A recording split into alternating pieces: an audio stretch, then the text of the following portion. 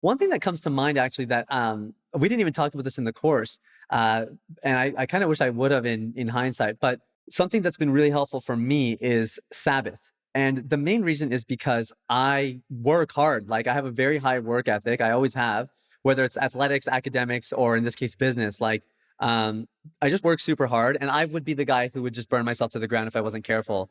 And the interesting thing is I've kind of adopted this new mantra that we're slowly just like, I'm testing it out on my community a little bit right now, but it's work hard, rest hard. Because, you know, when I was studying to be a doctor originally, it was work hard, play hard, right? So you had all these med school students who were like just brilliant, right? And would study 16 hours a day. And then they would just get hammered on the weekends and they do hard drugs and like they had to find some way to cope. And it never really added up to me. So something I don't talk about a lot is I'm a huge believer in rest and really taking care of yourself that way. But what people might be surprised, especially people who know me and know how intense I can be about my work, is like when I Sabbath, bro, like I don't get out of my pajamas.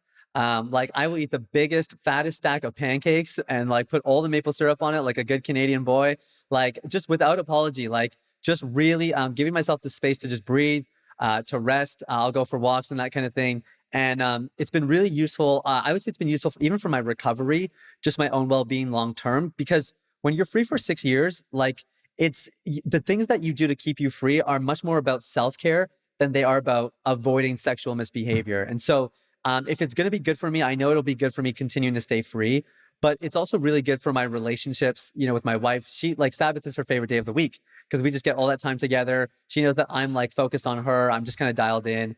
And I think that would be some of the secret sauce for sure for being able to kind of create content and just keep stamina is like, you do have to give yourself those spaces to breathe. If I can just drive it home and kind of tie it all together, it's also why if you do relapse while you're recovering, it's not the end of the world.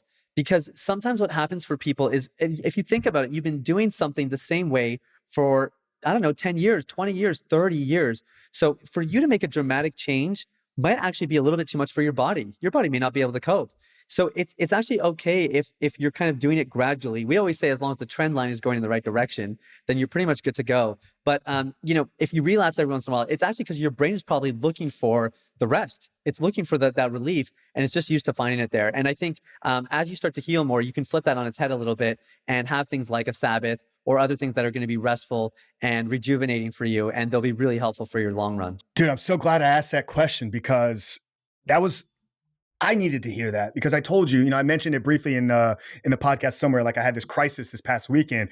And what I realized when I got to the root of it after talking through it with a couple people is, told you like the podcast has seen tremendous growth here in the last 3 months. I mean, it's 10, 15% per week, week over week. And I think I got away from a principle that I believe to be true and hold very strongly, and it's that consistency compounds. So instead of just keeping everything consistent that we were doing, I started to get the excitement of seeing this new growth. And I think what I did is like, let me just pour all the gasoline on the fire right now. And I started to stretch myself really, really, really, really, really thin. I mean, I'm talking 7 days per week of 14 to 16 hour work days.